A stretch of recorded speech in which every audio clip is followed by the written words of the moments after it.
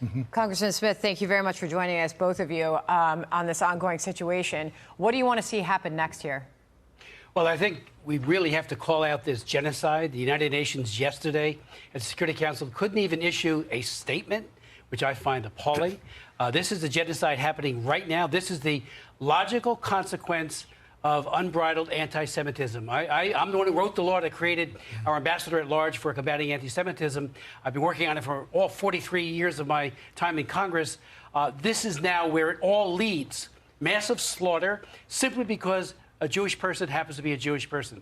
So we need to unite, and we are. Brad and I are working together, Republican and Democrat alike, and speak out with one voice against this terror, because it won't stop there. And Iran, they're the orchestrators. You know, Hamas are like puppets, terrible puppets at that, horror show.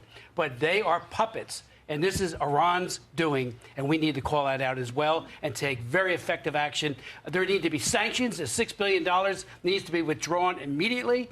Remember, as Kevin McCarthy pointed out in his very fine statement today, he pointed out 400,000 barrels of oil were flowing out of Iran in the last administration. That's now up to 3 million.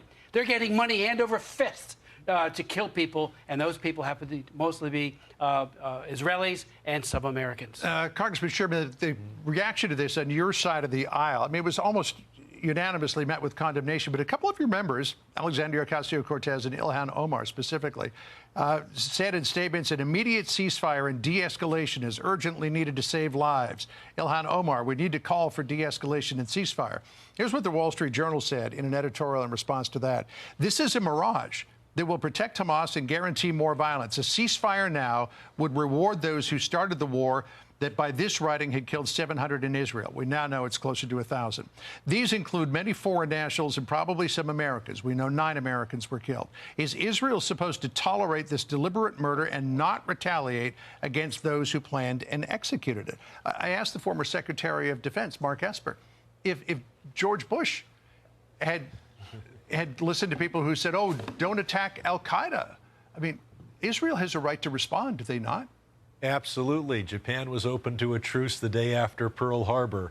You have to respond. You have to dismantle Hamas. They've proven through their actions what they've been saying with their words, which is their position is to ethnically cleanse the entire Middle East of all Jews. That's their bargaining position. They want to not only destroy Israel, but to kill or displace every Israeli. That being said, there are a few elements in the Democratic Party who I think have this wrong. But I think Pence had it right yesterday when he says, in reference to this, that this is what happens when there are major Republican leaders who are pushing for a retreat of America on the world stage. I think Chris and I have been strong voices for American involvement in the world. That's Ukraine, that's Israel, and that's the entire world. For those who have gotten it wrong, to use your word, Congressman, just to follow up, Congressman Sherman, should they be in Congress? Well, I had 198 Republicans vote for a continuing resolution that cut aid to Israel by 30%. I think they should all be members of Congress as well because they were elected. Okay, so Congressman Smith, you referenced Kevin McCarthy's speech earlier, his remarks on Israel earlier today. Here's some of it. Listen. President Biden's #1 priority right now must be finding out how many Americans have been taken hostage and get them home. We cannot repeat what happened in Afghanistan.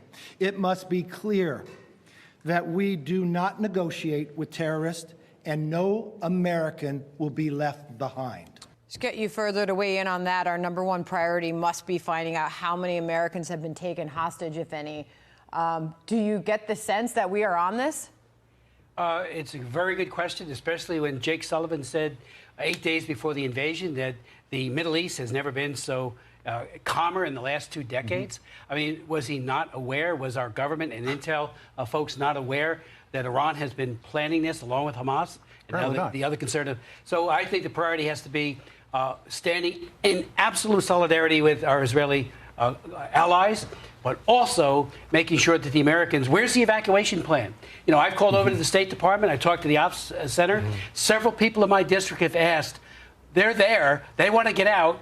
How do they get out? And we got to do more to effectuate that. We don't want another Afghanistan on our hands when we left so many Americans and our allies behind.